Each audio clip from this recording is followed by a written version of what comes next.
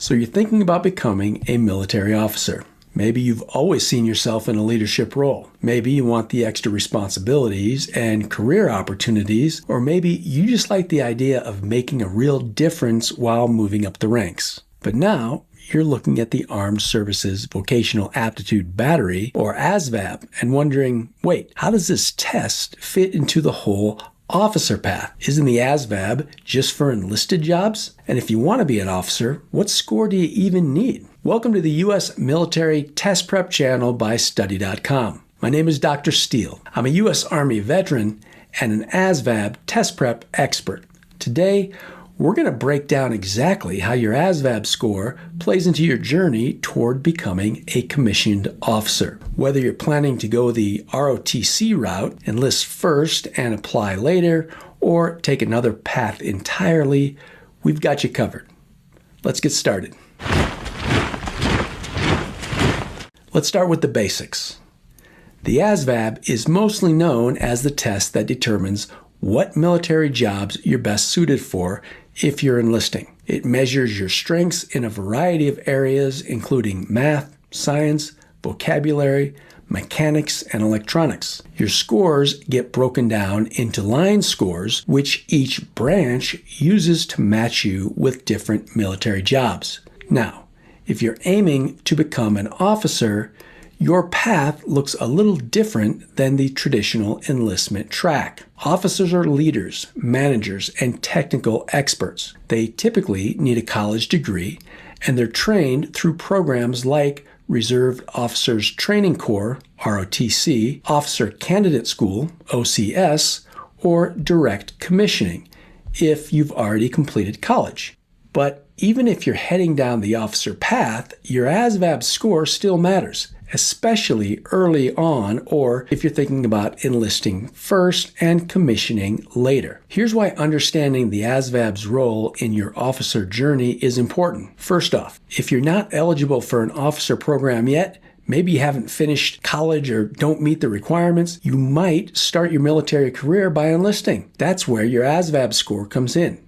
It determines if you can enlist at all and what military jobs you qualify for. Those jobs can seriously impact your future path to becoming an officer. Let's say you enlist in a technical role that's closely aligned with your long-term career goals. That can give you valuable experience, build your resume, and even make your officer packet more competitive when you apply to OCS or another commissioning program. On the flip side, if you don't qualify for the job you want because your ASVAB score, it might delay or complicate your plans. So even if your goal is officer status, your ASVAB performance can still open or close certain doors early on. And let's not forget about the academic side. The ASVAB doesn't just measure knowledge, it also highlights your ability to learn and apply information. A strong score shows that you've got the foundation needed to succeed in more advanced training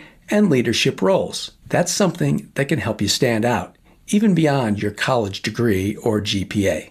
All right, let's get into some real examples. Let's say you're still in high school or just starting college and you're thinking about ROTC. Some branches like the Army and Air Force use ASVAB scores in certain scholarship or selection processes. Even though it's not the only factor, a strong ASVAB score can help support your application, especially if your academic background needs a little boost. So, taking the test seriously still matters, even if you're headed to college. Now let's say you're already in the military as an enlisted member. Maybe you joined right after high school and now you're thinking about applying for Officer Candidate School. This is where your ASVAB score really becomes a strategic tool. Your score helped you get the military job you currently have, and your performance in that job could influence your recommendations or application for OCS. If your job is technical or leadership heavy, that reflects well on you. But it all starts with qualifying for that job,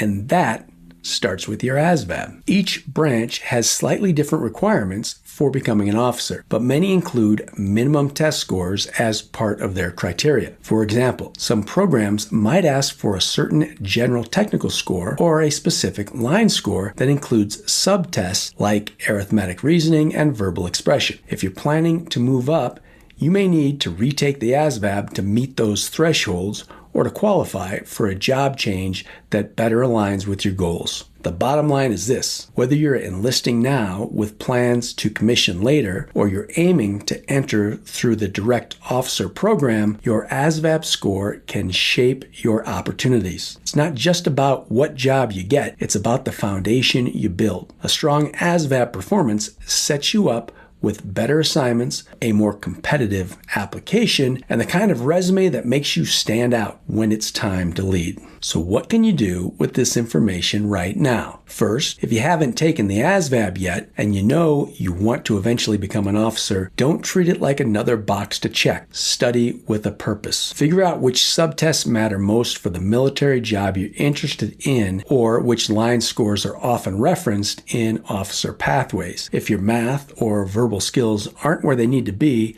now's the time to work on them. Use resources like study.com to get yourself ready. Study.com's ASVAB study guide and test prep can help with personalized plans and practice tests to get you on track. In fact, 92% of users pass the ASVAB after prepping with study.com. If you've already taken the ASVAB and didn't get the scores you need, don't stress. You can retake the test. And with a solid study plan, you can raise your score. There are waiting periods between attempts, but plenty of people improve their performance the second or third time around. If you're already enlisted, take a look at commissioning programs in your branch. Talk to your chain of command, a recruiter, or an education officer to figure out what's required. Some branches offer programs that help enlisted service members earn their degree and commission as officers. Knowing what opportunities your ASVAB score unlocked in the first place can help you navigate that process more effectively. And if you're in school and heading toward ROTC or a direct commission,